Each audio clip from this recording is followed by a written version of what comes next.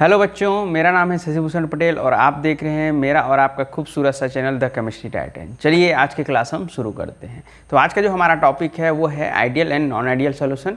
इसको हम हिंदी में बोलते हैं आदर्श और अनादर्श विलयन। तो उसको जानने से पहले जो है हम देखते हैं कि ये जो सॉल्यूशन है वो जो है कैसे बनता है। तो चलिए, एक पात्र में हमने ले लिया, यहाँ पर एक पात्र लिया हमने। इस पात्र में है ए के मॉलिक्यूल, इस पात्र में है ए के मॉलिक्यूल, ये ए के मॉलिक्यूल, अर्थात यहाँ पर है प्योर लिक्विड ए। ठीक, यहाँ पर प्योर लिक्विड ए। मान लेते हैं कि इसका जो प्रारंभिक आयतन है वो V1 है। ठीक, तो ये हो गया हमारा विलायक या विलेय, जो भी मान लें। जनरली हम जो है ए को हम क्या मानते हैं, विलायक मानते हैं। तो ये है विलायक। अब विलयन बनाने के लिए हमको क्या लेना पड़ेगा, एक विलेय लेना पड़ेगा। ठीक है, विलयन बनाने के लिए हमको क्या लेना पड़ेगा, एक विलेय लेना पड़ेगा। अर्थात क्या लिया हमने, बी बी बी बी। ठीक, यहाँ पर केवल और केवल क्या है, बी है, प्योर लिक्विड बी। ठीक है, मान लीजिए इसका जो आयतन है वो है V2। ठीक, हमने सबसे पहले क्या लिया, एक कंटेनर लिया, कंटेनर में लिया केवल प्योर लिक्विड ए। ठीक है, जिसका आयतन है V1। दूसरे कंटेनर में हमने लिया प्योर लिक्विड बी, जिसका जो है वॉल्यूम है V2। अब सॉल्यूशन बनाने के लिए क्या करना पड़ेगा, इन दोनों को जो है मिक्स करना पड़ेगा।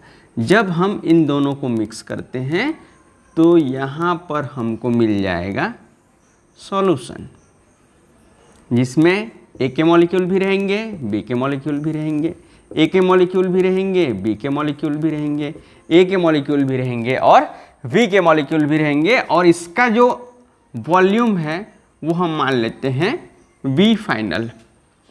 ठीक, चलिए अब यहाँ पर जो हम देखते हैं। ठीक है, यहाँ पर हमने लिया प्योर लिक्विड, केवल प्योर लिक्विड ए।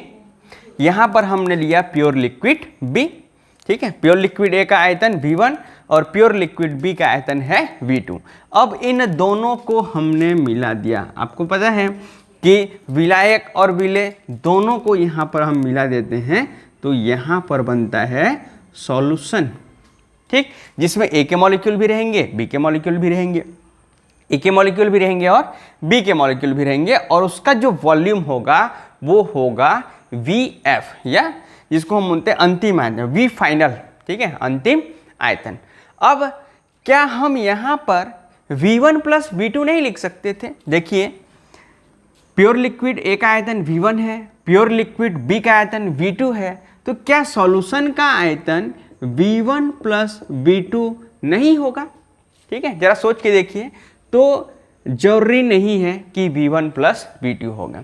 अब आप बोलेंगे कैसी बातें कर रहे हैं सर आप, क्योंकि अभी तक हमने जितना भी सॉल्यूशन देखा है या जितना अभी तक हमने पढ़ा है, ठीक है, अब मान लीजिए किसी सॉल्यूशन का 20 ml लिया और दूसरे सॉल्यूशन का 30 ml लिया, यदि दोनों को मिक्स कर दिया, ठीक है, तो यदि मैं पूछूं तो कितना आयतन होगा उसका, तो आप बोलेंगे 50 ml।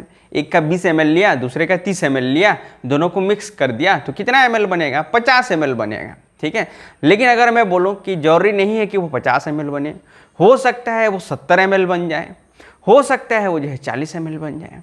अब आप बोल रहे हैं कि सर ऐसा कैसे होगा? ठीक है, अब ऐसा कैसे होगा, यदि उसका उत्तर जानना है तो वीडियो के अंत तक मेरे साथ बने रहिए। तो चलिए यहाँ पर देखते हैं। अब यहाँ पर ये तो बन गया सॉल्यूशन। ठीक है, सॉल्यूशन कैसे बना, विलायक और विलेय ए और बी को हमने मिला दिया। ठीक है, क्या बन गया, ए बी बन गया, अर्थात सॉल्यूशन बन गया। तो चलिए यहाँ पर कुछ चीज़ें जो है हम यहाँ पर देखते हैं।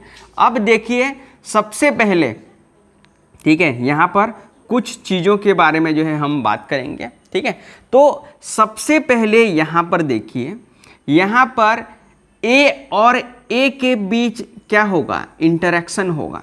ठीक है, यहाँ पर देखिए ए मॉलिक्यूल, ठीक है, अर्थात यहाँ पर ए और ए के बीच क्या होगा, इंटरेक्शन होगा। उसी प्रकार से यहाँ पर बी और बी के बीच इंटरेक्शन होगा और उसी प्रकार से देखिए, अब ये तो था ए अणु है यहाँ पर, तो यहाँ पर ए अणुओं के बीच इंटरेक्शन हुआ, या इसको हम बोलते हैं, ए को हम क्या बोलते हैं, विलायक आकर्षण बल। बी को हम क्या बोलते हैं, विलेय, तो विलेय आकर्षण बल, या इसको हम बोल सकते हैं ए इंटरेक्शन, या इसको बोल सकते हैं बी इंटरेक्शन। उसी प्रकार से यहाँ पर देखिए ए के मॉलिक्यूल हैं और बी के मॉलिक्यूल हैं, अर्थात यहाँ पर हो जाएगा ए बी इंटरेक्शन, यहाँ पर हो जाएगा ए बी इंटरेक्शन। यहाँ पर ए अणुओं के बीच इंटरेक्शन, यहाँ पर बी अणुओं के बीच इंटरेक्शन, और यहाँ पर हो रहा है ए और बी अणुओं के बीच इंटरेक्शन। चलिए यहाँ पर देखते हैं। अब यहाँ पर देखिए ए और ए के बीच आकर्षण बल जितना अधिक होगा, अणु जो है उतने पास पास होंगे। ठीक है, यहाँ पर देखिए ए और ए के बीच इंटरेक्शन ज्यादा होगा, इसका मतलब क्या है, अणु जो है पास पास होंगे। बी और बी के अणु के इंटरेक्शन ज़्यादा होगा, तो वहाँ पर बी और बी के अणु पास पास होंगे। उसी प्रकार से ए और बी के बीच इंटरेक्शन जितना अधिक होगा, उसके जो है उतने अणु जो है पास होंगे। यदि आकर्षण उनके बीच कम है तो अणु क्या होंगे, दूर दूर होंगे। अब जरा सोचिए, यदि ए इंटरेक्शन बी इंटरेक्शन, इन दोनों से ए बी इंटरेक्शन यदि ज्यादा होगा, अब देखिए ए और बी के बीच इंटरेक्शन यदि ज्यादा होगा, ठीक है, ए और बी के बीच अणु जो है पास पास होंगे। ठीक है, अब पास पास होंगे तो आयतन क्या होगा, घटेगा। ठीक है, आयतन क्या होगा, घटेगा। और यदि ए और बी के बीच इंटरेक्शन कम है का मतलब ए और बी के बीच इंटरेक्शन कम है, मतलब ए और बी के जो अणु हैं वो जो दूर दूर हैं। अब दूर दूर है मतलब उसका वॉल्यूम क्या होगा, बढ़ेगा। ठीक है, आकर्षण जितना अधिक होगा अणु उतने पास पास होंगे, अर्थात उसका जो आयतन है वो क्या होगा, कम होगा। यदि इंटरेक्शन कम है तो अणु दूर दूर होंगे और उसका आयतन वहां पर क्या होगा, बढ़ेगा। तो चलिए यहां पर बात करते हैं। तो सबसे पहले इसमें हम देखेंगे इंटरेक्शन कि ए बी के बीच इंटरेक्शन क्या वही है जो बी के बीच इंटरेक्शन है, और ए और बी के जो बीच इंटरेक्शन है क्या वो ए बी के इंटरेक्शन के बराबर है या नहीं, इसके बारे में हम जो है डिटेल से चर्चा करेंगे। तो चलिए, ये तो हो गया इंटरेक्शन की बात। अब जो है हम बात देखते हैं डेल वी मिक्सिंग। ठीक है, यहां पर हमको देखना है डेल वी मिक्सिंग, जिसको हम बोलते हैं आयतन में परिवर्तन, change in volume on mixing, change in volume on mixing. अर्थात जब हम ए और बी को मिक्स करते हैं उनके आयतन में परिवर्तन क्या होता है, वही है डेल वी मिक्सिंग। मान लीजिए यहां पर हमने 20 ml लिया, यहां पर हमने 30 ml लिया। ठीक है, और यहां पर बना, मान लीजिए बना 50 ml। ठीक है, यहां पर बना 50 ml, तो del V mixing equal to क्या होगा, वी फाइनल। ठीक है, we final minus V1 plus V2। जैसे यहां पर देख लीजिए वी फाइनल कितना है 50 माइनस V1 प्लस V2, 20 धन 30 बराबर 50 इक्वल टू 0। ठीक है, अर्थात आयतन में परिवर्तन कितना है, 0, मतलब आयतन में कोई परिवर्तन नहीं हुआ। यदि इसका वैल्यू चेंज होता तो ये भी क्या हो जाता, चेंज हो जाता। तो यही है डेल वी मिक्सिंग, मतलब change in volume on mixing. जब ए और बी को हम मिक्स करेंगे उस समय उसके आयतन में परिवर्तन क्या होगा। दूसरा बात करते हैं हम यहां पर del H mixing. Del H आप सभी को पता है बच्चों, 11वीं में हमने पढ़ रखा है, क्या है, चेंज इन एंथैल्पी, या जिसको हम बोलते हैं हीट एंथैल्पी ऑन मिक्सिंग। अब यहां पर देखिए एंथैल्पी, यहां पर देखिए प्योर लिक्विड ए के बीच देखिए, तो यहां पर ए और ए के अणुओं के बीच क्या होगा, इंटरेक्शन होगा। यहां पर बी और बी अणुओं के बीच क्या होगा, इंटरेक्शन होगा। उसी प्रकार से ए और बी के बीच भी क्या होगा, इंटरेक्शन होगा। अब देखिए यहां पर ए और ए ठीक है, जब यहाँ पर हम विलियन बनाएंगे, ठीक है, तो ए और ए के बीच जो बॉन्डिंग है उसको क्या करना पड़ेगा, तोड़ना पड़ेगा। बी और बी के अणुओं के बीच जो आकर्षण है उसको क्या करना पड़ेगा, तोड़ना पड़ेगा। तभी जाके ए और बी के बीच यहां पर नया जो बॉन्ड है वो बनेगा, नहीं तो नहीं बनेगा, ठीक है। और आप सभी को पता है कि बॉन्ड को तोड़ने के लिए यहां पर ऊष्मा देना पड़ता है, हीट एब्जॉर्ब होता है। उसी प्रकार से बी और बी के बीच बॉन्ड तोड़ने के लिए क्या देना पड़ेगा, ऊष्मा देना पड़ेगा। लेकिन जब कोई नया बॉन्ड बनता है तो वहां पर जो है हीट क्या होता है, रिलीज होता है, ठीक है, ऊष्मा जो है बाहर निकलती है, ठीक है।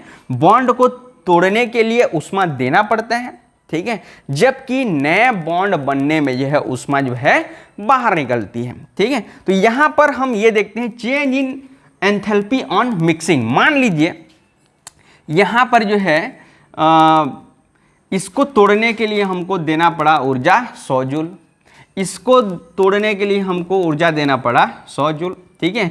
लेकिन ए और बी के बीच बनने में क्या 200 जूल ऊर्जा बाहर निकला, इसको इतना 100 जूल ऊर्जा देना पड़ा बॉन्ड को तोड़ने के लिए। यहाँ पर बी और बी के बीच जो बॉन्डिंग था उसको तोड़ने के लिए 100 जूल ऊर्जा देना पड़ा। लेकिन क्या ए और बी जब मिक्स हुए तो उसके नए बॉन्ड बनने में क्या 200 जूल ऊर्जा बाहर निकला, वही होगा del H mixing, change in enthalpy on mixing. जब हम ए और बी को हम मिक्स करते हैं तो वहां पर कितना जो है हीट बाहर निकलता है, ठीक है, या एंथैल्पी में जो है चेंज कितना होता है, वही है डेल एच। तो सबसे पहले हमने यहां पर देखा, सबसे पहले यहां पर हमने क्या देखा, इंटरेक्शन, ए और ए के बीच इंटरेक्शन क्या है, बी और बी के बीच इंटरेक्शन कैसा है, और ए और बी के बीच इंटरेक्शन जो है कैसा है। चलिए इसके बारे में हम डिटेल से बात करेंगे। और हमको आगे और क्या देखने हैं, राउल्ट्स लॉ, और हमको आगे देखना है राउल्ट्स लॉ।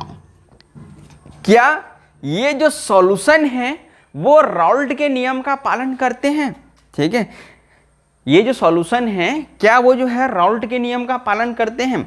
यदि राउल्ट के नियम का पालन करते हैं तो वो कहलाएंगे आदर्श विलयन, यदि राउल्ट के नियम का पालन नहीं करते तो वो कहलाएंगे अनादर्श विलयन। तो चलिए इसको जो है हम डिटेल से देखते हैं। चलिए बच्चों अब हम देखते हैं आइडियल सॉल्यूशन। आइडियल सॉल्यूशन जिसको हम बोलते हैं आदर्श विलयन, ठीक है। अब ये आदर्श विलयन है क्या, जो राउल्ट के नियम का पालन करें, ठीक है, जो राउल्ट के नियम का पालन करें, जो विलयन प्रत्येक ताप व सांद्रता पर राउल्ट का नियम का पालन करता है, राउल्ट के नियम का पालन करता है।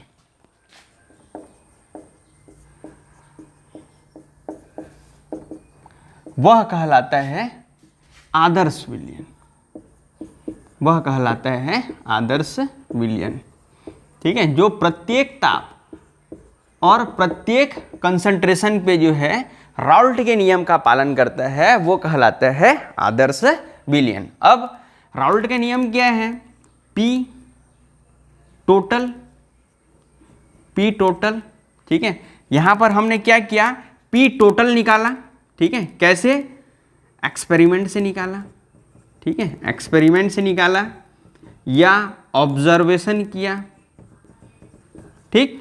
यहां पर हमने जो है पी टोटल निकाला, ठीक है, प्रयोग करके निकाला, ऑब्जर्वेशन से निकाला, ठीक है। तो इसका जो वैल्यू है वो राउल्ट का नियम P not A X A plus P nought B X B, ठीक है। तो यहां पर ये क्या है, P not A X A, P nought B X B, आप सभी को पता है राउल्ट के नियम का पालन, ठीक है, राउल्ट का नियम जो है हम पहले से देख चुके हैं। तो यहां पर हमने P not A zeta A या एक्स ए जिसको हम बोलते हैं और P nought B zeta B, इसका जो है मान निकाला कैसे, ठीक है, राउल्ट के नियम से हमने यहाँ पर गणना किया, कैलकुलेटेड राउल्ट्स लॉ,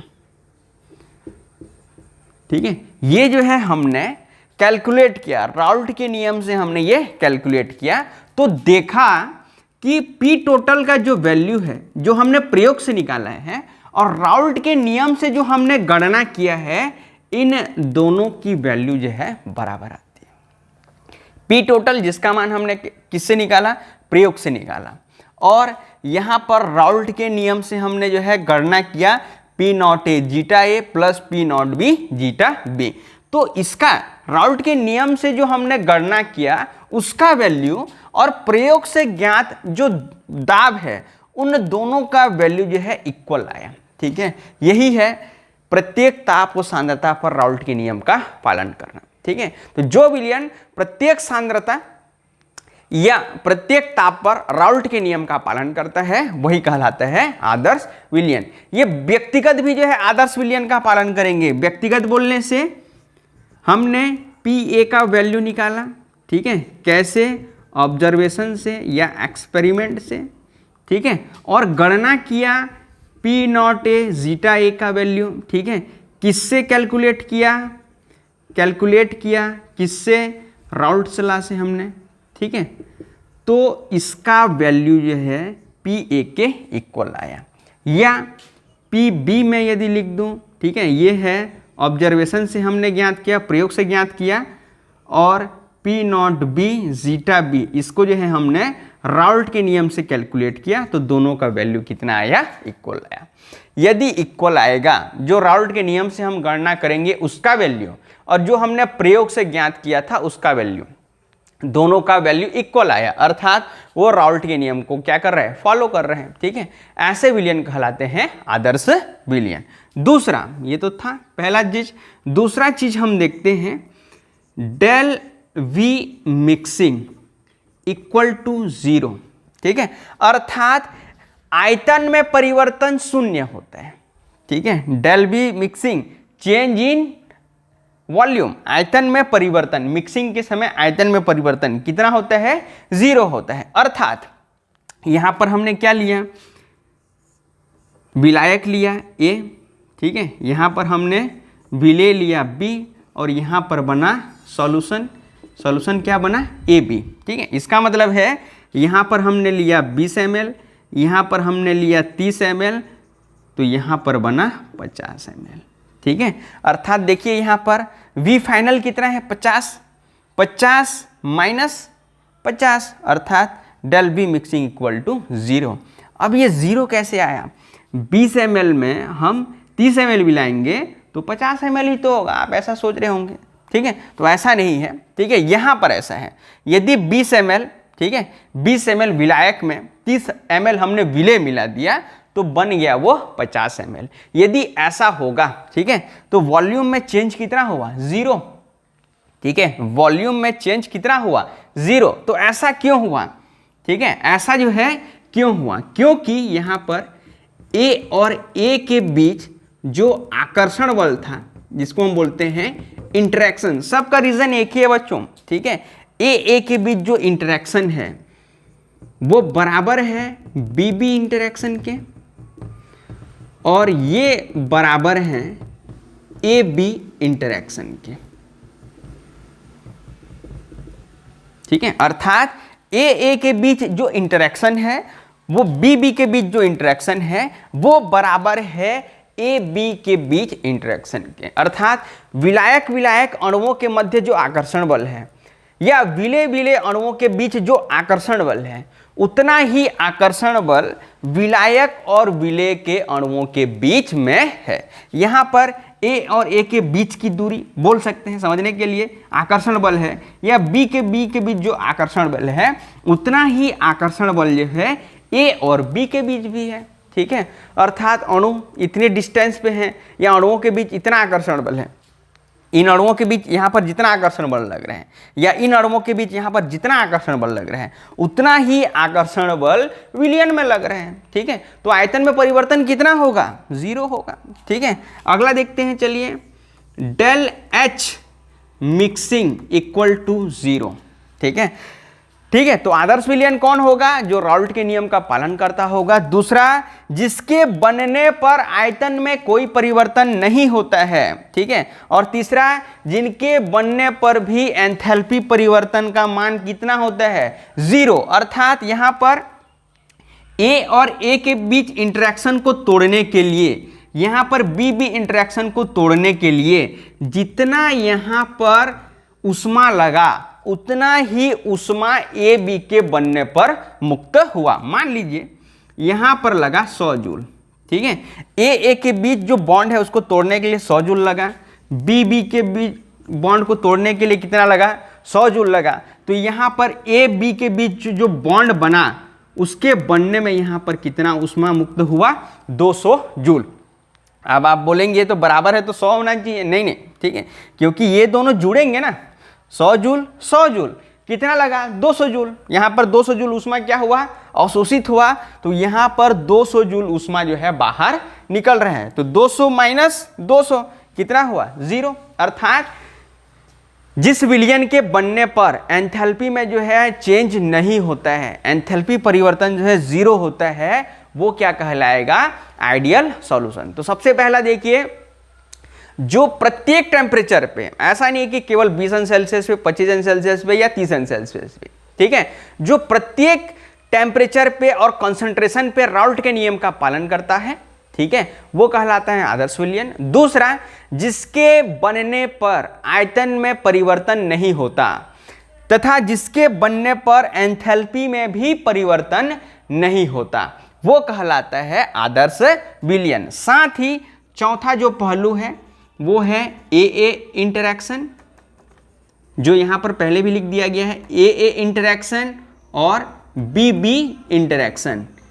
इन दोनों के बीच जो इंटरैक्शन है वो बराबर होगा ए बी इंटरैक्शन के।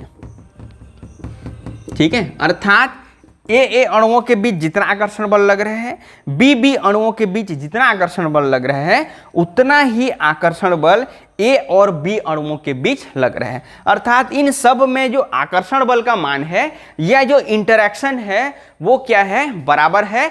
तभी वह क्या कहलाएगा? आदर्श विलयन कहलाएगा। चलिए बच्चों, अब जो है हम जो है यहाँ पर जो है ग्राफ देख लेते हैं। ग्राफ जिसको जो है हमने पहले भी देख रखा है। ठीक है, आइडियल सॉल्यूशन के जो है ग्राफ देख लेते हैं। तो यहाँ पर चलिए, यहाँ पर हमने ले लिया एक ग्राफ के लिए। चलिए यहाँ पर हम ग्राफ बना लेते हैं। यहाँ पर एक्स ए इक्वल टू है 0 और एक्स बी इक्वल टू है 1। धीरे धीरे यहाँ पर जो है बढ़ता गया value, X A equal to 1 और एक्स बी इक्वल टू 0। तो चलिए यहाँ पर हम देखते हैं, यहाँ पर है प्योर लिक्विड बी। ठीक है, एक्स बी इक्वल टू 1 है, मतलब क्या है? यहाँ पर केवल प्योर लिक्विड बी है। यहाँ पर क्या है? प्योर लिक्विड ए है। अब यहाँ पर हम देखते हैं ग्राफ। ठीक है, graph P A equal to क्या होता है? P not A X A, P B equal to P nought B X B. तो चलिए यहाँ पर ग्राफ देख लेते हैं। अब देखिए एक्स ए इक्वल टू 0। ठीक है, एक्स ए इक्वल टू 0 मतलब पी ए इक्वल टू कितना हो जाएगा? पूरा 0 हो जाएगा। ये है पी ए। ठीक है, एक्स ए इक्वल टू 0 यहाँ पर रख दीजिए, ये पूरे की वैल्यू कितना हो जाएगी? 0। अर्थात पी ए इक्वल टू यहाँ पर क्या हो जाएगा? 0। ठीक है, जैसे जैसे धीरे धीरे जो है हम आगे की तरफ बढ़ते जाते हैं, ए के मोल प्रभाव जो है बढ़ता जाता है। ठीक है, बढ़ता जाता है और यहाँ पर आके जो है क्या हो जाएगा? ये पी नॉट ए हो जाएगा। ठीक, यहाँ पर देखिए, तो यहाँ पर ग्राफ खींच लेते हैं। यहाँ पर ये, तो ये किसका ग्राफ हो गया? P A equal to P not A X. ठीक है, जब एक्स ए इक्वल टू 0 था तब ये क्या था? पी ए इक्वल टू कितना था? 0। जैसे जैसे हम आगे की ओर बढ़ते गए, एक्स ए की वैल्यू कितना हुआ? 1। ठीक है, अब एक्स ए की वैल्यू 1 रखिए तो पी ए किसके बराबर हो जाएगा? पी नॉट ए के बराबर हो जाएगा। तो ये ग्राफ हमको मिल गया P A equal to P not A X A. उसी प्रकार से एक्स बी इक्वल टू 0 है। ठीक है, एक्स भी इक्वल टू 0 अर्थात पी भी यहाँ पर क्या हो जाएगा, 0 हो जाएगा। ठीक है, जैसे जैसे हम इधर की ओर बढ़ते जाएंगे X B equal to 1, X B equal to 1 रखेंगे तो क्या हो जाएगा, पी भी किसके बराबर हो जाएगा, यहाँ पर ले लेते हैं पी नॉट डी के बराबर हो जाएगा। यहाँ ऐसे ग्राफ, ठीक है, ये हो जाएगा आपका P B equal to P nought B X B. अब यहाँ पर हम जो है पी टोटल निकालते हैं। ठीक है, पी टोटल इक्वल टू क्या होता है, P not A X A plus P nought B X B. तो ये हो जाएगा आपका P total equal to P not A zeta A plus P nought B zeta B. कहीं कहीं पर हम एक्स ए बोल देते हैं, ठीक है, वही क्या है, जीटा ए और जीटा बी है। तो यहाँ पर जो है हमको यहाँ पर जो है ग्राफ मिल गया। ये ग्राफ हमने जो है पहले भी पढ़ रखे हैं राउल्ट के नियम में, वही तो है जो राउल्ट के नियम को फॉलो करता है, वही क्या है, ठीक है, आपका आदर्श विलयन है। और आदर्श विलयन के लिए भी जो है इस प्रकार का जो है ग्राफ बनेगा। चलिए अब जो है यहाँ पर जो है कुछ एग्जाम्पल देख लेते हैं हम, ठीक है, जो आदर्श विलयन के जैसे जो है बिहेव करते हैं। तो इसमें है सबसे पहला, जैसे Maithil alcohol plus ethyl alcohol. ठीक है, पहला जो इसका एग्जाम्पल है वो है Maithil alcohol plus ethyl alcohol. देखिए यहाँ पर दोनों में जो है फंक्शनल ग्रुप एक ही है, अल्कोहल। ठीक है, और यहाँ पर देखिए कार्बन के परमाणुओं में भी जो है ज़्यादा का अंतर नहीं है। सबसे पहला तो अल्कोहल ग्रुप है दोनों में, अर्थात पोलर नेचर इसका जो है इक्वल है। और दूसरा जो है इसमें ये जो मैथिल समूह है और एथिल समूह है, ठीक है, इसमें देखिए मैथिल समूह में 1 कार्बन, एथिल समूह में 2 कार्बन। कार्बन की श्रृंखला में जो है ज़्यादा का अंतर नहीं है। ठीक है, तो इसका जो साइज है वो जो है नियरली सेम है। ठीक है, लगभग, ठीक है, लगभग इनका आकार क्या है, समान है। तो उनके जो आकर्षण में, अर्थात यहाँ पर ए और ए के बीच जो इंटरेक्शन है और बी के जो बीच इंटरेक्शन है, यहाँ पर यदि हम इन दोनों को मिला दें तो ए और बी के बीच इंटरेक्शन भी क्या होगा, लगभग बराबर होगा। क्योंकि यहाँ पर जितना आकर्षण बल लग रहा है, यहाँ पर जितना आकर्षण बल लग रहा है, यदि इन दोनों को हम मिला दें तो वहाँ पर उतना ही आकर्षण बल लगेगा। अर्थात ये जो है कैसे बिहेव करेंगे, यहाँ पर जो है आदर्श विलयन की तरह जो है व्यवहार करेंगे। उसी प्रकार से जैसे ethyl bromide plus ethyl chloride, यहाँ पर देखिए ये दोनों जो मैथिल एल्किल समूह हैं वो सेम है। ठीक है, और क्लोरीन और ब्रोमीन इनकी जो साइज है वो लगभग जो है बराबर होती है। तो ये भी जो है क्या होगा, एक आदर्श विलयन के जो है समान व्यवहार करेगा। उसी प्रकार से एक और है n hexane plus n heptane. तो यहाँ पर भी जो है कार्बन की श्रृंखलाओं में जो है ज़्यादा का अंतर नहीं है। यहाँ पर कार्बन की श्रृंखला 6, यहाँ पर कार्बन की श्रृंखला 7। तो यहाँ पर इनके जो इंटरेक्शन है उसमें ज़्यादा अंतर नहीं है, लगभग इक्वल है। अब कभी भी यहाँ पर हेक्सेन के साथ ऑक्टेन या डेकेन मत ले लीजिएगा। ठीक है, कार्बन 6 और कार्बन 10, उनके साइज में जो है बहुत ज़्यादा का अंतर हो जाएगा। तो जो है आइडियल सॉल्यूशन जो है वो नहीं बनाएंगे। ठीक है, तो ये है Maithil alcohol plus ethyl alcohol, ethyl bromide plus ethyl chloride. अब यहाँ पर एथिल ब्रोमाइड के जगह एथिल आयोडाइड मत ले लीजिएगा। ठीक है, क्योंकि आयोडीन के जो साइज है, ठीक है, ब्रोमीन का साइज है, बहुत ज़्यादा का जो है वहाँ पर डिफरेंस हो जाते हैं। तो यही है कुछ जो है आइडियल सॉल्यूशन, ये जो है आपस में जो है आइडियल सॉल्यूशन का जो है निर्माण करते हैं। तो चलिए बच्चों, अब हम देखते हैं non ideal solution. Non ideal solution क्या है, अनादर्श विलयन। ठीक है, आइडियल जो नॉन आइडियल सॉल्यूशन ना हो, जो आइडियल सॉल्यूशन न हो। ठीक है, आइडियल सॉल्यूशन का जस्ट ऑपोजिट। सबसे पहला जो राउल्ट का नियम का पालन नहीं करता। ठीक है, जो राउल्ट के नियम का पालन नहीं करता,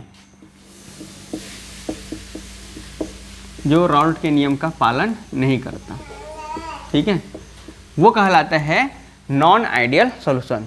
ठीक है, जैसे यदि हमने जो है पी टोटल निकाला, कैसे? एक्सपेरिमेंट से निकाला या अवलोकन से निकाला, ठीक है। और राउल्ट के नियम से निकाला हमने P not A zeta A plus P nought B zeta B की वैल्यू, ठीक है। तो ये दोनों जो है आपस में जो है बराबर नहीं है, ठीक है। हमने ये कैलकुलेट किया, ठीक है, कैलकुलेट किया किससे? राउल्ट के नियम से, ठीक है। राउल्ट के नियम से हमने जो है P not A zeta A और P nought B zeta B की वैल्यू ज्ञात किया, ठीक है। लेकिन जो पी टोटल हमने प्रयोग से ज्ञात किया था, इसके वैल्यू और इसके वैल्यू दोनों जो है इक्वल नहीं आया, ठीक है। तो जाहिर सी बात है राउल्ट के नियम को फॉलो नहीं कर रहे हैं। या हम बोल सकते हैं पी ए की वैल्यू हमने निकाला, कैसे? एक्सपेरिमेंट से निकाला, ठीक है। और P not A zeta A की वैल्यू निकाला, ठीक है। ये किससे निकाला हमने? राउल्ट के नियम से, कैलकुलेट किया बाय राउल्ट्स लॉ, ठीक है। तो इन दोनों का वैल्यू बराबर नहीं आया। या बोल सकते हैं हम पी बी की वैल्यू निकाला, ठीक है, कैसे? एक्सपेरिमेंट से, और राउल्ट के नियम से निकाला पी नॉट बी जीटा की बी की वैल्यू, ठीक है। तो ये भी जो है आपस में बराबर नहीं आया। तो सिंपल सी बात है, ये राउल्ट के नियम को फॉलो नहीं करते। जो राउल्ट के नियम को फॉलो नहीं करते वो कहलाता है अनादर्श विलयन। दूसरा चीज इसमें देखते हैं, del V mixing does not equal to 0, ठीक है। आइडियल सॉल्यूशन में क्या होता था कि आइडियल सॉल्यूशन के बनने पर आयतन में कोई परिवर्तन नहीं होता था, लेकिन यहाँ ऐसा नहीं होगा, ठीक है। जब नॉन आइडियल सॉल्यूशन बनेगा तो उसके आयतन में परिवर्तन होगा। कैसे होगा? मान लीजिए ये है ए, ये है बी और ये है ए बी, ठीक। अब हमने लिया इसको 20 ml, इसको लिया हमने 30 ml। तो यहाँ पर या तो हो सकता है 40 ml बनेगा या तो हो सकता है 70 ml बने, ठीक है। अब आप सोच रहे होंगे ये कैसा होगा सर? 20 ml हमने लिया, इसको 30 ml लिया, तो 40 ml कैसे बनेगा या 70 ml कैसे बनेगा? आगे हम देखेंगे कि किस प्रकार से ऐसा जो है बनेगा, ठीक है। यहाँ पर हमने 20 ml लिया, यहाँ पर हमने 30 ml लिया, तो यहाँ पर जो आयतन होगा या तो इन दोनों के योग से कम होगा या तो इन दोनों के योग से जो है क्या होगा? ज़्यादा होगा, ठीक है। अर्थात del V mixing does not equal to 0। क्यों? सेम रीजन है इसका। यहाँ पर देखिए ए के बीच जो इंटरेक्शन है और बी के बीच जो इंटरेक्शन है, ए बी के बीच इंटरेक्शन या तो ज़्यादा होगा, इससे जो है या तो ज़्यादा होगा या इससे जो है या तो क्या होगा? कम होगा। आगे देखेंगे, डिटेल से देखेंगे इसके बारे में, ठीक है। ए बी के इंटरेक्शन या तो ज़्यादा होगा तो अणु पास पास आएंगे, अणु पास पास आएंगे तो सिंपल सी बात है आयतन घटेगा, अणु दूर दूर जाएंगे तो वॉल्यूम क्या होगा? बढ़ेगा, सिंपल सी बात है। तीसरा हम देखते हैं यहाँ पर अपन देखते हैं del H mixing does not equal to 0। अर्थात जब नॉन आइडियल सॉल्यूशन बनेगा तो वहां पर एंथैल्पी में परिवर्तन भी 0 नहीं होगा। तो सिंपल सी बात है, देखिए यदि ए और ए के बीच आकर्षण और बी के बीच आकर्षण, इसका मान ए बी के बीच आकर्षण बल से अधिक होगा, ठीक है। मान लीजिए इसका मान कम होगा, ए बी के बीच जो इंटरेक्शन है वो कम है, ठीक है, कम है, अर्थात यहाँ पर जो एंथैल्पी होगा उसका मान भी कम होगा, ठीक है। इनके बीच अट्रैक्शन, बॉन्ड जितना स्ट्रॉन्ग बनेगा, ठीक है, बॉन्ड जो नया बॉन्ड बनेगा जितना स्ट्रॉन्ग बनेगा, हीट उतना ज़्यादा रिलीज होगा। यहाँ पर ए के बीच बॉन्ड को तोड़ने के लिए मान लो लगा 100 जूल, बी के बीच जो बॉन्ड है तोड़ने के लिए कितना लगा? 100 जूल। हो सकता है यहाँ पर ए बी के बीच बनने में जो है 300 जूल ऊर्जा लगे, ठीक है, 300 जूल ऊर्जा मुक्त हो, ठीक है। तो यही है, अर्थात del H mixing does not equal to 0। और चौथा देखते हैं इनमें इंटरेक्शन ए और बी, इनके बीच जो आकर्षण बल है उसका मान बराबर नहीं होगा ए बी इंटरेक्शन के, ठीक है, ए बी इंटरेक्शन के बराबर नहीं होगा, या तो इससे ज़्यादा होगा या तो इससे कम होगा, लेकिन इनके बीच जो इंटरेक्शन है वो जो है बराबर नहीं होगा, हो सकता है ज़्यादा हो या हो सकता है कम हो। अब चलिए अगला हम देखते हैं। ये तो आपको पता चल गया नॉन आइडियल सॉल्यूशन क्या है, जो राउल्ट के नियम का पालन नहीं करता है, जिसके बनने पर आयतन में परिवर्तन होता है, एंथैल्पी में परिवर्तन होता है, और ए और बी के बीच जो आकर्षण बल है वो ए बी आकर्षण बल से कम होगा या ज़्यादा होगा। ऐसा जो सॉल्यूशन है वो कहलाता है हमारा नॉन आइडियल सॉल्यूशन। तो ये जो नॉन आइडियल सॉल्यूशन होते हैं, ये जो नॉन आइडियल सॉल्यूशन होते हैं, ये जो है दो प्रकार के होते हैं, ठीक है। सबसे पहला है इसमें ऋणात्मक विचलन वाले अनादर्श विलयन, ऋणात्मक विचलन वाले अनादर्श विलयन, और दूसरा होता है धनात्मक विचलन वाले अनादर्श विलयन, धनात्मक विचलन वाले अनादर्श विलयन। तो चलिए यहाँ पर हम देखते हैं किस प्रकार से जो है, एक जो है राउल्ट के नियम से धनात्मक विचलन प्रदर्शित करता है और दूसरा जो है राउल्ट के नियम से जो है ऋणात्मक विचलन प्रदर्शित करता है। तो नॉन आइडियल सॉल्यूशन जो है दो टाइप के होते हैं, एक होता है आपका ऋणात्मक विचलन वाले अनादर्श विलयन जो राउल्ट के नियम से ऋणात्मक विचलन प्रदर्शित करते हैं, और दूसरा जो है धनात्मक विचलन वाले अनादर्श विलयन जो राउल्ट के नियम से जो है धनात्मक विचलन प्रदर्शित करते हैं। तो चलिए सबसे पहला हम देखते हैं ऋणात्मक विचलन वाले अनादर्श विलयन, ठीक है। तो ये ऋणात्मक विचलन वाले अनादर्श विलयन क्या है, तो चलिए यहाँ पर देखते हैं। तो यहाँ पर क्या होता है ऋणात्मक विचलन वाले अनादर्श विलयन में ए और ए के बीच जो इंटरेक्शन है, जिसको हम ए आकर्षण बल बोलते हैं, और बी और बी के बीच जो इंटरेक्शन है वो कम होता है, किससे? ए बी इंटरेक्शन से, ठीक। अब आप खुद सोचिए, यहां पर चलिए हम ले लेते हैं, यहां पर ये हैं ए, ये है बी, और ये है हमारा ए बी। तो यहाँ पर देखिए ए इंटरेक्शन और बी इंटरेक्शन ये वीक है, किससे? ए बी इंटरेक्शन से। देखिए यहाँ पर, ठीक है, ये जो है स्ट्रॉन्ग है, ठीक है। अर्थात यहाँ पर जो ए इंटरेक्शन है, बी इंटरेक्शन है, वो उसके आकर्षण बल का मान कम है, किससे? ए बी के आकर्षण बल के मान से। अर्थात यहाँ पर ए बी का जो आकर्षण बल है, ठीक है, जिसको हम जो है इंटरेक्शन बोलते हैं, उसका मान अधिक है। अब देखिए ए बी के बीच आकर्षण बल का मान अधिक है। अब आकर्षण बल का मान अधिक है, ठीक है, तो क्या ये अणु, इनके अणु ज़्यादा मात्रा में वाष्प बनेगा इनके अणुओं का? नहीं।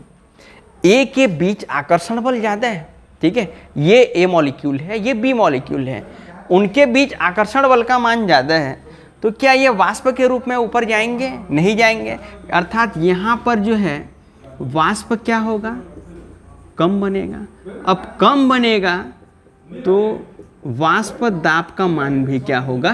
कम होगा, ठीक है। यहाँ पर ए और बी के बीच इंटरेक्शन अधिक है। अब अधिक है, इनके बीच इंटरेक्शन अधिक है, तो इसके अणु जो है वाष्प के रूप में कम परिवर्तित होंगे, तो वाष्प कम बनेगा, तो वाष्प दाब का मान भी कम होगा। अर्थात यहाँ पर पी टोटल जो हमने प्रयोग से निकाला, ठीक है, उसका वैल्यू का मान कम होगा, किससे? P not A zeta A plus P nought B zeta B. Raoult के नियम से जो हमने कैलकुलेट किया, ठीक है, उससे जो है यहाँ पर जो वाष्प दाब का मान है वो क्या होगा, कम होगा। और क्यों कम होगा आप सभी को पता है, ठीक है। अब यहाँ पर देखिए ए और ए के बीच इंटरेक्शन कम है तो वाष्प ज़्यादा बनेगा। बी और बी के बीच इंटरेक्शन कम है तो वाष्प क्या बनेगा, ज़्यादा बनेगा। लेकिन ए और बी के बीच आकर्षण बल का मान अधिक है तो यहाँ पर वाष्प कम बनेगा। वाष्प कम बनेगा तो उसके वाष्प दाब का मान भी क्या हो जाएगा, कम हो जाएगा। तो सिंपल सी बात है यहाँ पर, क्योंकि ए बी इंटरेक्शन का मान अधिक है, ठीक है, ए आकर्षण बल, बी आकर्षण बल, ठीक है, इन दोनों की तुलना में ए बी के आकर्षण बल का मान अधिक है। अब मान अधिक है तो वाष्प कम बनेगा। अब वाष्प कम बनेगा तो वाष्प दाब का मान भी क्या हो जाएगा, कम हो जाएगा। तो यहाँ पर हमको दूसरा चीज मिल गया। राउल्ट के नियम से जो हमने गणना किया, राउल्ट के नियम से गणना करके हमको ये वैल्यू मिला।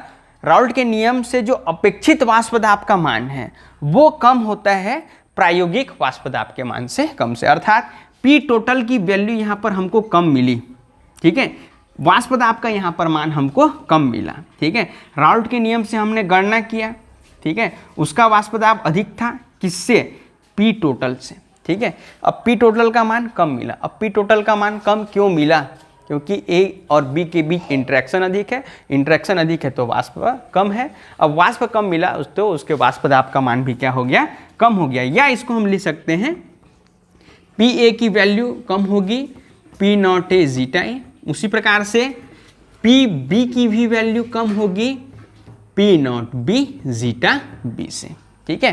क्यों, क्योंकि यहाँ पर इंटरेक्शन क्या होगा, अधिक होगा, ठीक। तो चलिए अगला हम देखते हैं यहाँ पर del V mixing is less than 0, ठीक है, अर्थात यहाँ पर डेल वी मिक्सिंग की जो वैल्यू है वो 0 से क्या होगी, कम होगी, ठीक है। यहाँ पर डेल वी मिक्सिंग की वैल्यू क्या होगी, 0 से कम होगी। अर्थात यदि हमने यहाँ पर 20 ml लिया, यहाँ पर हमने लिया 30 ml, तो यहाँ पर हमको ये मिल जाएगा, कितना हो सकता है, 40 ml, ठीक है। यहाँ पर हमको क्या मिल जाएगा, 40 ml। अर्थात यहाँ पर देखिए V फाइनल कितना है, 40 माइनस यहाँ पर देखिए 20 धन 30 50, अर्थात -10, ठीक है।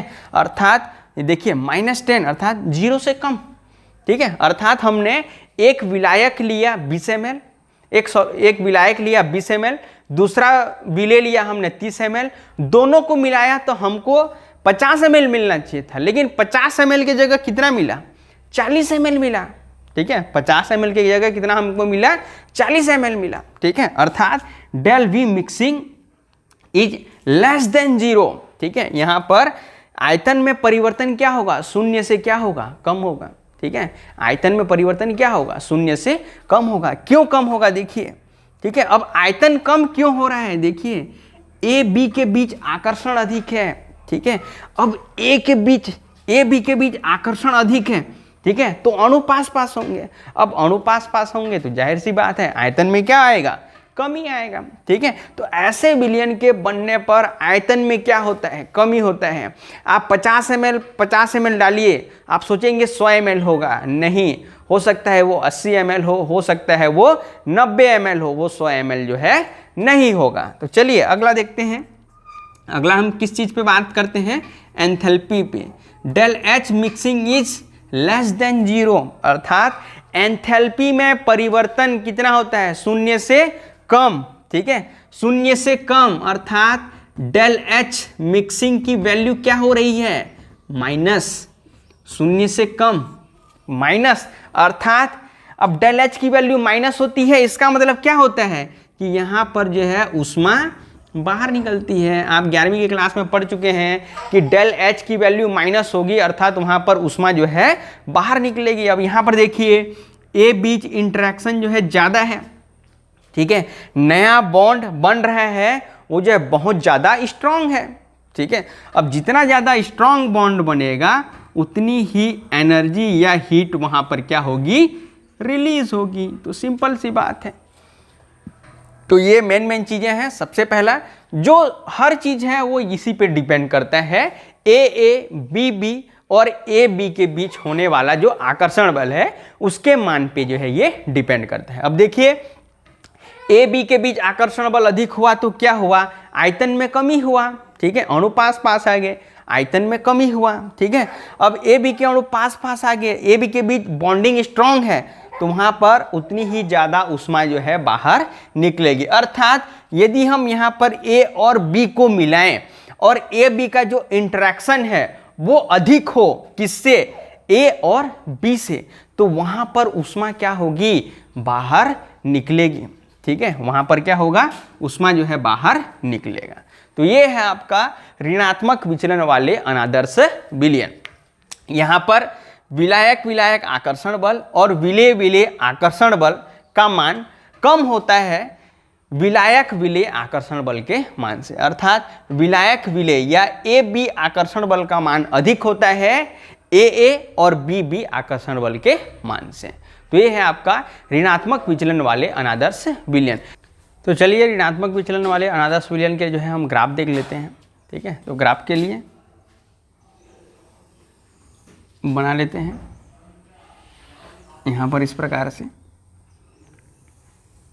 पहले भी जो है हम ग्राफ देख चुके हैं। यहाँ पर X A equal to 0, X B equal to 1, यहाँ पर एक्स ए इक्वल टू 1 और एक्स बी इक्वल टू 0। तो यहाँ पर देखिए पहले जो है ग्राफ हमने देखा था, ठीक है, आइडियल सॉल्यूशन के लिए। एक्सपेक्टेड ग्राफ हमारा इस प्रकार से है। यहाँ पर ये है पी नॉट ए, उसी प्रकार से यहाँ पर हमको ग्राफ पी नॉट बी और पी टोटल का ग्राफ हमको इस प्रकार से मिल जाएगा। ये जो है ग्राफ हम पहले भी देख चुके हैं, एक्सपेक्टेड ग्राफ। अब ऋणात्मक विचलन वाले अनादर्श विलयन में क्या होता है, पी नॉट ए जीटा ए, इसका वैल्यू कम होता है पी ए से, ठीक है। तो यहाँ पर देखिए ये किसका ग्राफ था, P A equal to P not A zeta A. तो पी ए की value, P not A zeta A की वैल्यू से वैल्यू कम है पी ए से, ठीक है।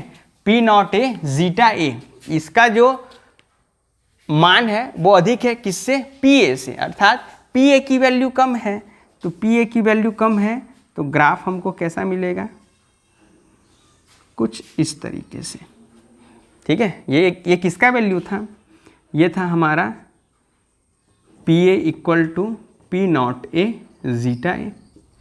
अब पी ए की वैल्यू कम है किससे, P not A zeta A, तो यहाँ पर कुछ इस तरीके से हो जाएगा। उसी प्रकार से पी बी, इसकी वैल्यू कम है P nought B zeta B से, ये क्या हो जाएगा, कुछ ऐसा हो जाएगा इस प्रकार से। अब उसी प्रकार से पी टोटल की वैल्यू कम होती है P not A zeta A plus P nought B zeta B से, तो यहाँ पर कुछ ऐसा बन जाएगा। यहाँ पर देखिए ग्राफ कुछ इस प्रकार से बन रहा है, एक्सपेक्टेड ग्राफ, ठीक है। कुछ ऐसा होना चाहिए था जहाँ पर डैश डैश से उसको शो किया गया है, लेकिन हमको ऋणात्मक विचलन के कारण जो है यहाँ पर हमको ग्राफ मिल जा रहा है कुछ ऐसा, इस प्रकार से हमको यहाँ पर ग्राफ मिल जा रहा है। तो ये है आपका ऋणात्मक विचलन वाले अनादर्श विलयन के लिए जो है ग्राफ। अब इसका जो है एग्जाम्पल देख लेते हैं। इसका सबसे फेमस एग्जाम्पल है क्लोरोफॉर्म प्लस एसीटोन। ये दोनों आपस में जो है इनका जो विलयन है, इन दोनों का मिश्रण या जो विलयन है वो जो है ऋणात्मक विचलन वाले अनादर्श विलयन के उदाहरण है। तो चलिए देखते हैं। तो इसमें पाया जाता है आपका क्लोरोफॉर्म में वांडर वाल फोर्स, एसीटोन में पाया जाता है आपका van der Waals force, van der Waals बल। अब चलिए देखते हैं क्लोरोफॉर्म CHCl3, ये ठीक है, ये है, इनमें क्या पाया जाता है आपका वांडर वाल फोर्स। अब आपको सबको पता है यहाँ पर क्लोरीन की विद्युत ऋणता अधिक होती है, इसी कारण से ये कार्बन से इलेक्ट्रॉनों को अपनी ओर खींच लेते हैं। उसी प्रकार से ये जो कार्बन है वो इस हाइड्रोजन से इलेक्ट्रॉनों को खींच लेते हैं, अर्थात इस हाइड्रोजन पर जो है क्या हो जाता है, इलेक्ट्रॉन की कमी। ठीक है, अब ले लेते हैं एसीटोन, ठीक है, CH3 CO। अब यहाँ पर देखिए, अब इस हाइड्रोजन के पास, ठीक है, ये कार्बन के जो इलेक्ट्रॉन थे उसको क्लोरीन ने ले लिए। अब क्लोरीन, ठीक है, क्लोरीन की इलेक्ट्रोनेगेटिव हाइड्रोजन से अधिक है, अर्थात ये क्लोरीन भी जो है हाइड्रोजन से इलेक्ट्रॉनों को अपनी ओर खींच लेगा। अब देखिए इस हाइड्रोजन के पास, ठीक है, इलेक्ट्रॉन का क्या हो गया, कमी हो गया, इलेक्ट्रॉन का क्या हो गया, कमी हो गया। और आपको पता है ऑक्सीजन के पास क्या पाया जाता है, लोन पेयर पाए जाते हैं। तो ये क्या करता है, ये जो ऑक्सीजन है इस हाइड्रोजन को इलेक्ट्रॉन का शेयरिंग करते हैं और यहाँ पर बनाता है हाइड्रोजन बॉन्ड। अब यहाँ पर देखिए क्लोरोफॉर्म में पहले क्या होता था, दुर्बल वांडर वाल बल, एसीटोन में क्या था, दुर्बल वांडर वाल बल। लेकिन जब इन दोनों को मिला दिया गया तो वहां पर एक नया बॉन्ड बना, हाइड्रोजन बॉन्ड, जो वांडर वाल्स बल की तुलना में क्या होता है, स्ट्रांग होता है। ठीक है, अर्थात यहां पर AB इंटरेक्शन, ठीक है, क्यों मजबूत हुआ, आकर्षण बल का मान क्यों ज़्यादा हुआ, क्योंकि नया बॉन्ड हाइड्रोजन बॉन्ड बना, जो पहले वाले बंद से, जो पहला जो इनमें जो है वांडर वाल फोर्स पाया जा रहा था उससे ज़्यादा स्ट्रांग था। अब यहाँ पर देखिए पुराना बॉन्ड टूटा, ठीक है, वांडर वाल फोर्स, और इससे अधिक स्ट्रांग बॉन्ड बना। ठीक है, तो जाहिर सी बात है स्ट्रांग बॉन्ड बनेगा तो क्लोरोफॉर्म और एसीटोन के अणु जो है पास पास आएंगे तो वॉल्यूम क्या होगा, घटेगा। और क्योंकि यहाँ पर स्ट्रांग बॉन्ड बना, ठीक है, जो नया बॉन्ड हाइड्रोजन बॉन्ड बना वो अधिक ज़्यादा प्रबल है, तो वहाँ पर ऊष्मा क्या होगा, बाहर निकलेगा। ठीक है, जितना ज़्यादा स्ट्रांग बॉन्ड बनेगा उतनी ही ज़्यादा वहाँ पर क्या होगा, हीट रिलीज होगा। तो यहाँ पर देखिए पुराने बंध टूटे और नया उससे मजबूत बंध बना। ठीक है, तो यहाँ पर ये हो गया आपका ऋणात्मक विचलन वाले अनादर्श विलयन का जो है उदाहरण। ठीक है, पुराना बंध टूटा, नया बंध जो है बना, और नया जो बंध बना वो जो है बहुत ही ज़्यादा स्ट्रांग बना। ठीक है, तो ये है आपका ऋणात्मक विचलन वाले अनादर्श विलयन। ऐसा प्रत्येक उदाहरण जिसमें पुराना जो बॉन्ड है वो वीक होगा, ठीक है, नया बॉन्ड जो है स्ट्रांग होगा, यदि इस प्रकार का कुछ बॉन्ड होगा, ठीक है, तो वो आपका ऋणात्मक विचलन वाले अनादर्श विलयन में आएगा। साथ ही इसमें जो है जितने भी प्रबल अम्ल होंगे, प्रबल अम्ल प्लस जल, ये भी जो है ऋणात्मक विचलन वाले अनादर्श विलयन प्रदर्शित करेंगे। जैसे प्रबल acid HCl plus H2O, HNO3 plus H2O, H2SO4 plus H2O, इन सभी में क्या होगा आपका ऋणात्मक विचलन वाले अनादर्श विलयन। ये सभी जो है राउल्ट के नियम से जो है ऋणात्मक विचलन जो है प्रदर्शित करेंगे। चलिए अब तक हमने देख लिया ऋणात्मक विचलन वाले अनादर्श विलयन, अब हम देखते हैं धनात्मक विचलन वाले अनादर्श विलयन। तो चलिए यहाँ पर देखते हैं, सबसे पहला यहाँ पर AA जो आकर्षण बल होता है, BB जो आकर्षण बल होता है, वो मजबूत होता है किससे, AB इंटरैक्शन से। चलिए उदाहरण के द्वारा समझते हैं। जैसे यहाँ पर हमने ले लिया A A A A, उसी प्रकार से यहाँ पर हमने ले लिया B B B B, और यहाँ पर हमने लिया इन दोनों को मिलाया तो क्या बना, ये ए ये बी ये ए ये बी, इस प्रकार से। अब यहाँ पर देखिए, अब यहाँ पर ठीक है ए ए इंटरैक्शन और बी बी इंटरैक्शन, ठीक है, ये जो है प्रबल है, ठीक है, किससे, ए बी इंटरैक्शन से। अर्थात ए बी जो इंटरैक्शन है वो क्या है, यहाँ पर दुर्बल है। ठीक, इसका मतलब क्या है, ए ए इंटरैक्शन बी बी इंटरैक्शन का मान अधिक है किससे, ए बी इंटरैक्शन से। अर्थात ए ए और बी बी जो इंटरैक्शन है वो स्ट्रांग है, तो जाहिर सी बात है ए बी का जो इंटरैक्शन है उसका मान क्या होगा, कम होगा। अब देखिए ए बी के बीच जो आकर्षण बल है, ए और बी के बीच जो आकर्षण बल है उसका मान कम है। अब ए बी के बीच आकर्षण बल का मान कम है, अर्थात इनके अणु क्या होंगे, दूर दूर होंगे। ठीक है, अब आकर्षण बल का मान कम है तो अणु क्या होंगे, दूर दूर होंगे।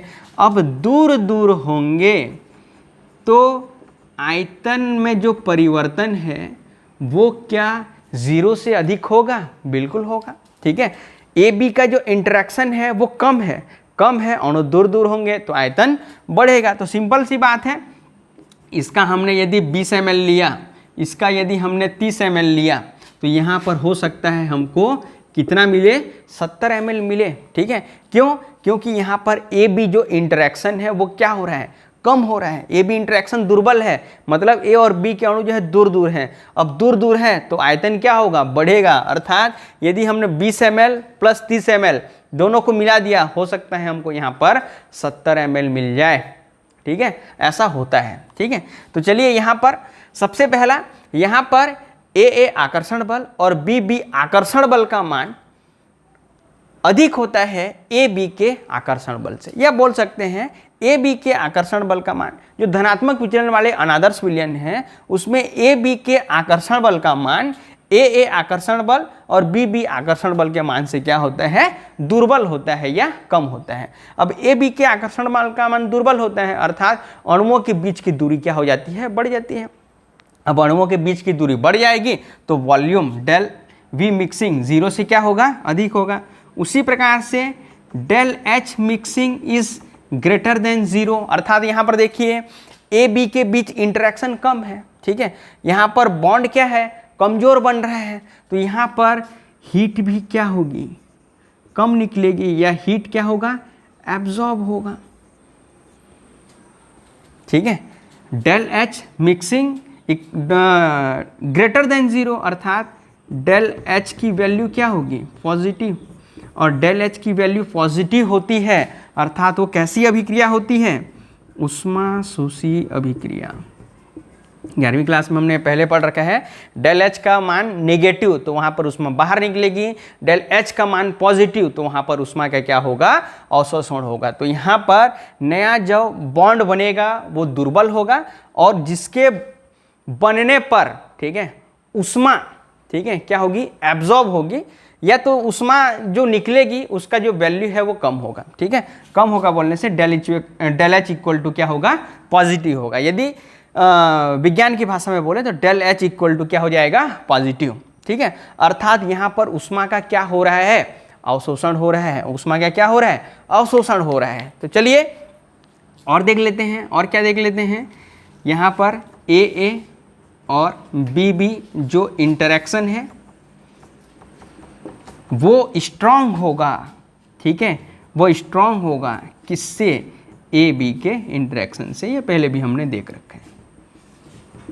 ठीक है, तो सिंपल सी बात है, धनात्मक विचलन वाले अनादर्श विलयन। ठीक है, इसमें जो है ए बी आकर्षण बल का मान ए ए आकर्षण बल और बी बी आकर्षण बल के मान से क्या होता है, दुर्बल होता है। तो ए बी के बीच जो आकर्षण बल का मान वो है वो दुर्बल होने के कारण जो है आयतन में परिवर्तन जो है 0 से अधिक होता है। ठीक है, अर्थात आयतन में जो है वृद्धि होता है। डेल एच के मान में भी क्या होता है, डेल एच का वैल्यू भी क्या हो जाता है, बढ़ता है।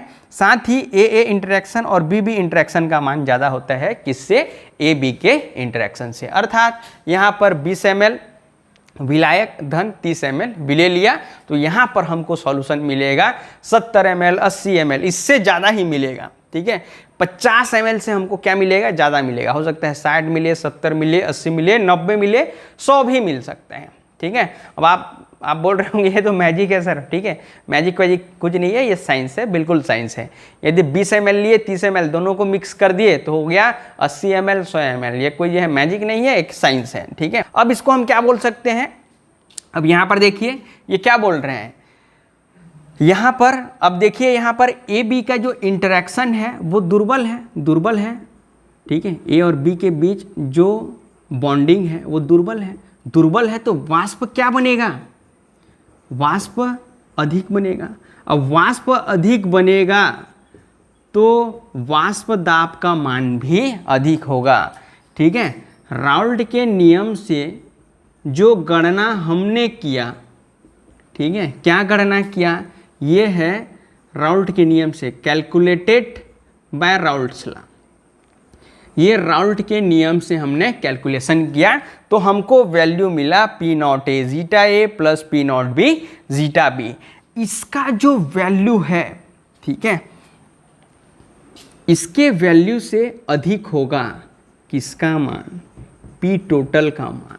क्यों अधिक होगा, देखिए ए बी के बीच इंटरेक्शन कमज़ोर है तो वाष्प ज़्यादा बनेगा, तो वाष्प दाब का मान भी क्या होगा, अधिक होगा। सिंपल सा लॉजिक है।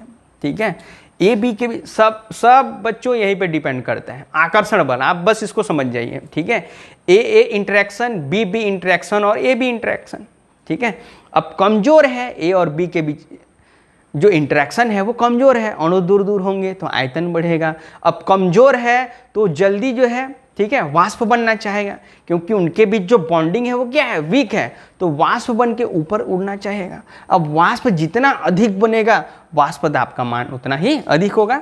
तो राउल्ट के नियम द्वारा अपेक्षित जो वाष्प दाब है, ठीक है, अपेक्षित मतलब राउल्ट के नियम से हमने जो गणना किया उसके वाष्प दाब के मान से अधिक होता है यहाँ पर P टोटल का मान। और क्यों अधिक होता है, आप सभी को उत्तर इसका मिल गया है। या हम क्या लिख सकते हैं, P A is greater than P not A zeta A, या P B is greater than P not B zeta B। ठीक है, या शब्दों में हम इसको बोल सकते हैं ऐसे विलयन जिसके वाष्प दाब का मान राउल्ट के नियम द्वारा गणित या अपेक्षित वाष्प दाब के मान से अधिक होता है, वो कहलाता है धनात्मक विचलन वाले अनादर्श विलयन। अब चलिए धनात्मक विचलन वाले अनादर्श विलयन के लिए जो है ग्राफ हम देख लेते हैं। तो हमारा एक्सपेक्टेड